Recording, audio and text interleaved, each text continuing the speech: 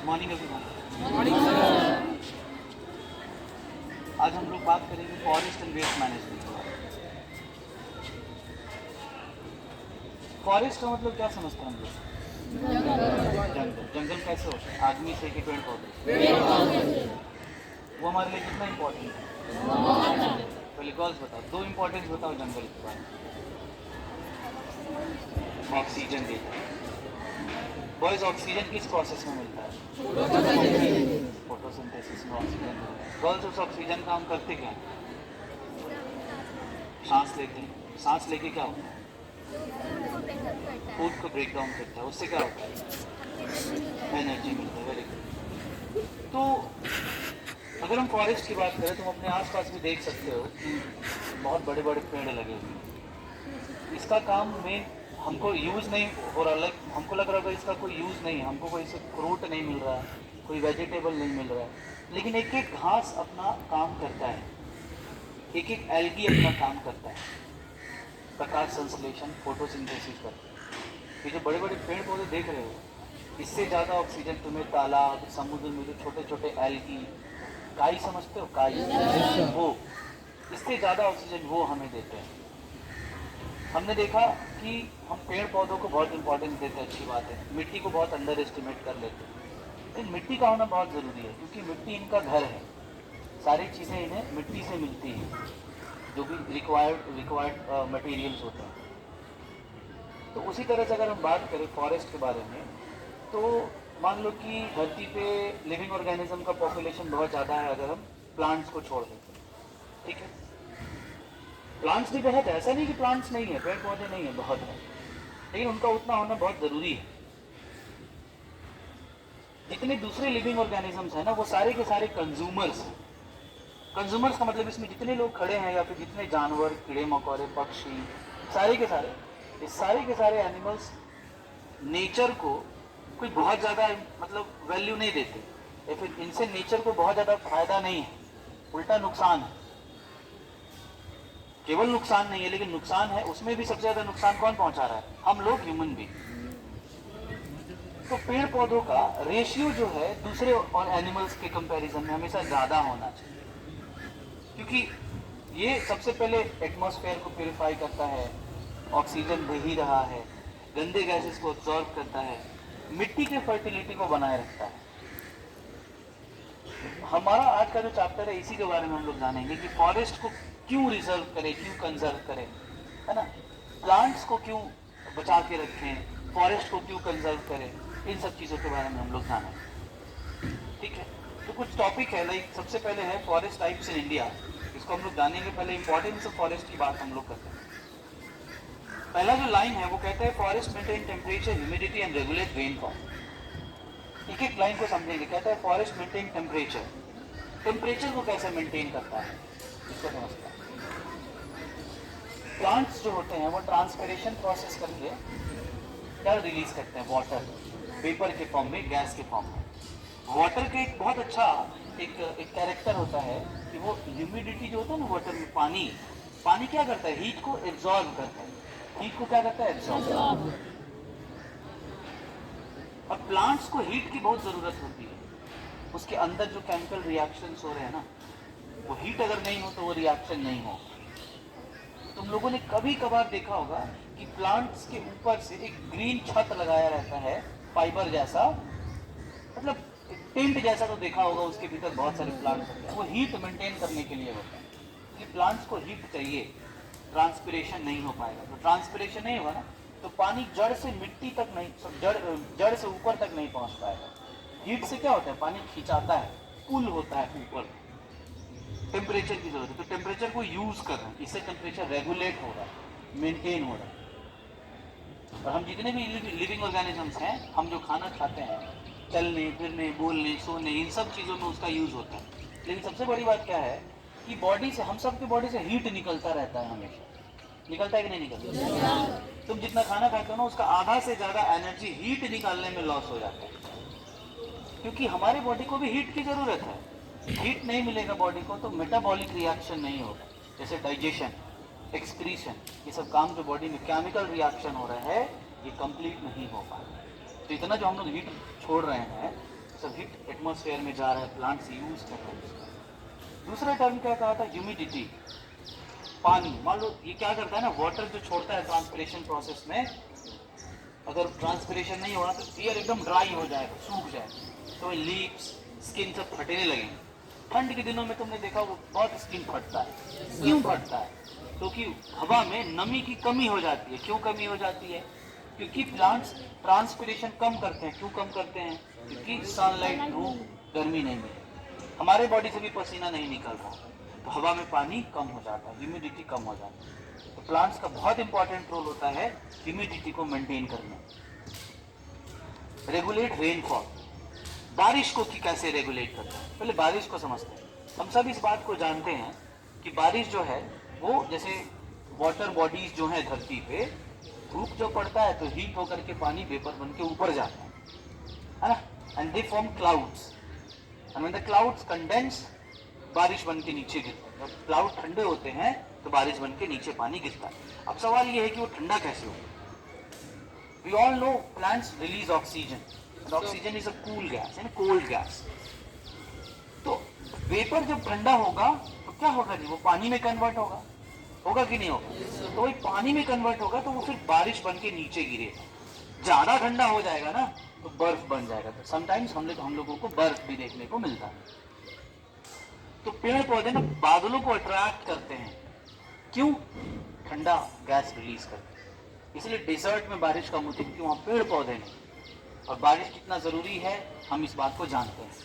Second line कहता है कि forest are rich source of wood and fuel for timber. Forest जो है बहुत ही अच्छा सोर्स है लकड़ी का। हम जो पेड़ काट के लकड़ी निकालते हैं ना, जैसे शीशम हो गया, सागवान हो गया, ये सब लकड़ी को टिम्बर कहा जाता है। क्या कहा जाता है? इसका यूज फर्नीचर में मतलब होता है, फर्नीचर बनाने में होता है। फर्नीचर से हम सब कोई अवेयर है क्या होता है, सोफा वोफा हो गया, घर का मतलब जो भी है, इवन दरवाजे, खिड़कियां, इन सबको बनाने में भी लकड़ी का इस्तेमाल होता है। तो सोचो अगर पेड़ पौधे नहीं होंगे तो लकड़ी कहाँ से? तो टिम्बर देता है। और क्या कह रहे हैं? फ्यूल। फ्यूल मतलब जलावन। जो भी चीज तुमको एनर्जी दे किसी भी फॉर्म में, उसको हम लोग फ्यूल बोलते हैं। ठीक है? तो हमारे बॉडी का फ्यूल क्या है? खाना। समझ रहे बात? तो जंगलों से क्या होता है ना, बहुत सारे पत्ते वत्ते जो झड़ते हैं, जो जंगली लोग होते हैं या फिर जंगल के आसपास जो लोग रहते हैं, पहाड़ों में जो लोग रहते हैं, वो लोग उसको कलेक्ट करते हैं। क्यों? खाना बनाने के लिए। क्योंकि बड़े बड़े पहाड़ों पे इतना ज्यादा कंडीशन हार्श होता है कि वहां पे गैस सिलेंडर का जो है उतना सोर्स नहीं होता है, और ऑक्सीजन भी कम होता है, तो आग लगाने में भी दिक्कत होती है। और ऑक्सीजन क्या करता है?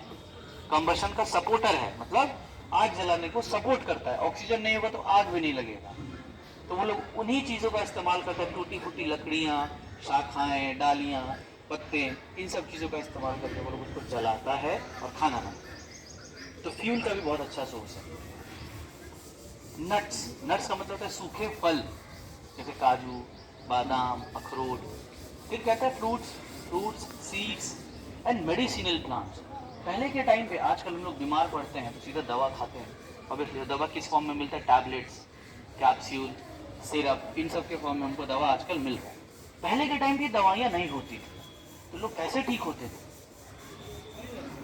जंगलों में बहुत अलग अलग तरह के पौधे होते हैं, हर्ब्स होते हैं छोटे छोटे, और उनकी पहचान जंगल में रहने वाले लोगों को होती है। जैसे जो ऋषि मुनि है ना, वैद्य लोग जो होते थे, उनको उसकी पहचान होती थी। आज भी कुछ पौधे हमारे घर में आसपास हैं, जैसे कि तुलसी का पौधा, पुदीना हो गया, तो ये सब मेडिसिनल प्लांट्स हैं। लौंग हो गया, ये सब चीज जो है, हल्दी हो गया, अदरक हो गया, तो ये सबसे कई बीमारियां ठीक हो सकती है। तो पहले के जमाने में, मैंने बहुत पहले 100, 200, 500 साल पहले लोग उन्हीं चीजों का इस्तेमाल करते थे। तो आज जो दवाई बनता है वो केमिकल्स उन्हीं से निकाल के बनता है। हम सीधा प्लांट्स नहीं खा रहे हैं, प्लांट से एक्सट्रैक्ट कर ले रहे हैं केमिकल, दवा में डाल दे रहे हैं, फिर उसको कंज्यूम कर रहे हैं। समझ आ रहा है? फिर कहता है कि forest decrease the run of rate of rain water and दस प्रिवेंट सॉइल इरोजन।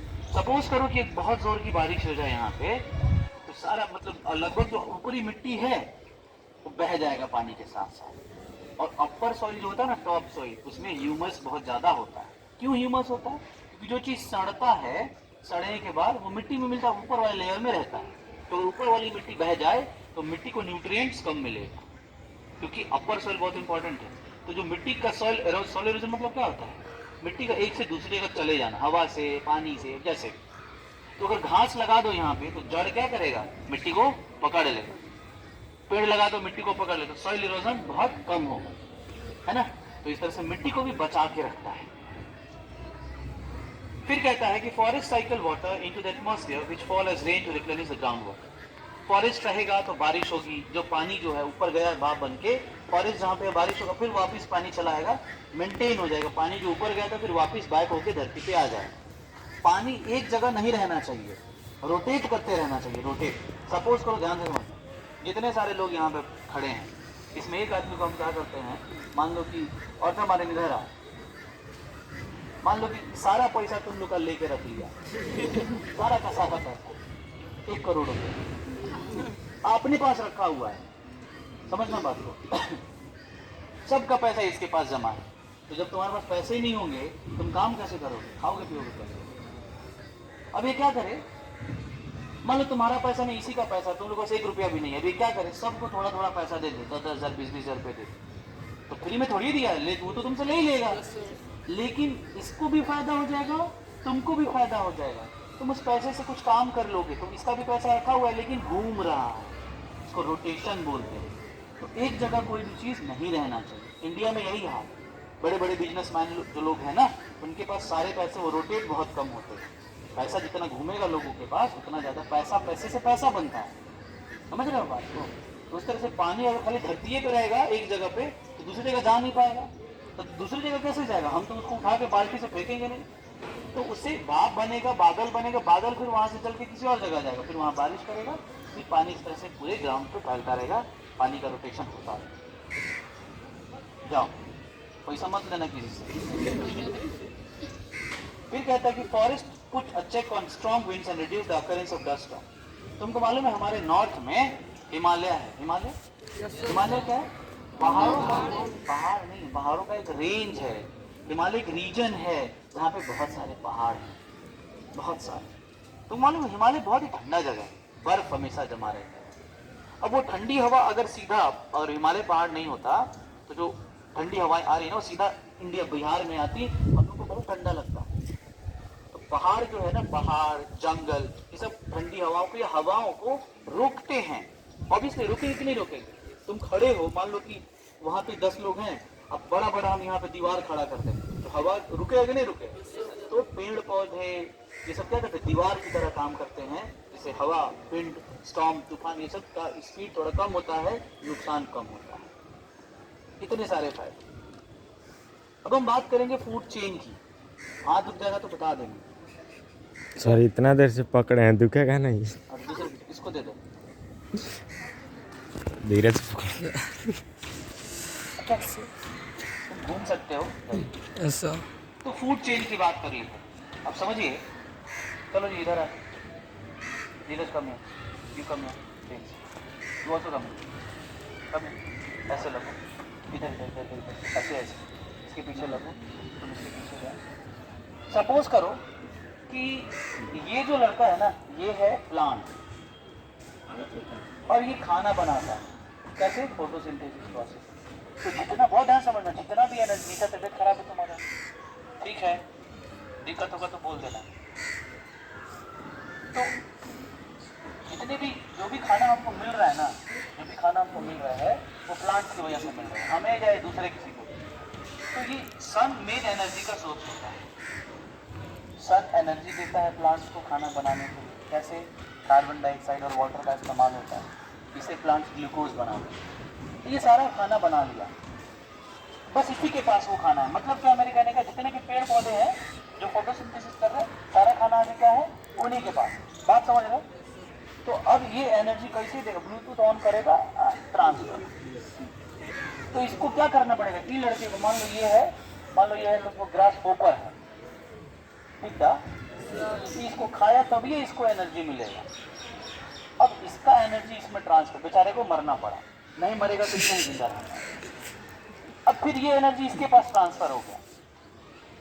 अब ये है मान लो टिड्डा, अब ये है मान लो फ्रॉग। फ्रॉग बोलते ना हम घास नहीं खाएंगे, हम शाकाहारी नहीं, मांसाहारी। ठीक है, तो हम तुमको खाएंगे, अब ये इसको खा लेता है, क्यों? क्योंकि एनर्जी इसका वाला इसके पास है, तो इसके पास ये वाला एनर्जी इसके पास है, फिर वही एनर्जी इसके पास आ रहा है। अब ये फ्रॉग इधर स्नेक को बैठा हुआ तो आओ हम वेट कर रहे थे, अब ये इसको भी खा लेगा क्योंकि उसका एनर्जी अब इसके पास आ गया, क्योंकि ये घास नहीं खा सकता और ये टिड्डा नहीं खा सकता, तो ये खाएगा फ्रॉग। तुम भी जरा तो गौर आ गया, ये है चील या बाज मान, ये इसको मान लो पिकॉक। अभी सांप तो तो खा लिया इसको, अब ये इसको खा लेगा, इसको बोलते हैं फूड चेन। देखो ट्रांसफर हुआ एनर्जी का, अगर सारा फूड उसके पास रह जाए तो बाकी सारे लोग नहीं खा पाते, मर जाते सारे, इसको बोलते हैं फूड चेन। आप इससे क्या समझें कि नहीं, इससे ये समझें कि जिंदा रहने के लिए किसी न किसी को खाना पड़ता है, कोई ना कोई मरता है, तो इसके तरीके हम बदल सकते हैं। हम लोग इंसान हैं, हम कोशिश करेंगे ज़्यादा से ज़्यादा मतलब लोगों को या जानवरों को नुकसान नहीं पहुंचा, क्योंकि खाने के बहुत सारे ऑप्शंस हैं हमारे पास। हम पेड़ पौधे खा सकते हैं, है ना, पेड़ पौधे को, क्योंकि वो बने हैं बस उसके लिए। अब बेचारे लॉयंस नहीं खा सकते, टाइगर्स नहीं खा सकते, तो उनकी मजबूरी है कि वो हिरन को खाएंगे, जीब्रा को खाएंगे, जिराफ को खाएंगे, उनकी मजबूरी है, क्योंकि वो घास नहीं खा सकते, क्योंकि पच भी नहीं करेगा, अपच हो जाएगा, दवाइयों नहीं खा पाएगा बेचारा। तो यही दिक्कत है, एक आदमी को जिंदा रहने के लिए दूसरे को मरना पड़े, इस बात को ध्यान में। फूड वेव, फूड वेव को समझते, इधर आ गए 5 लोग, आ जाओ आगे वाले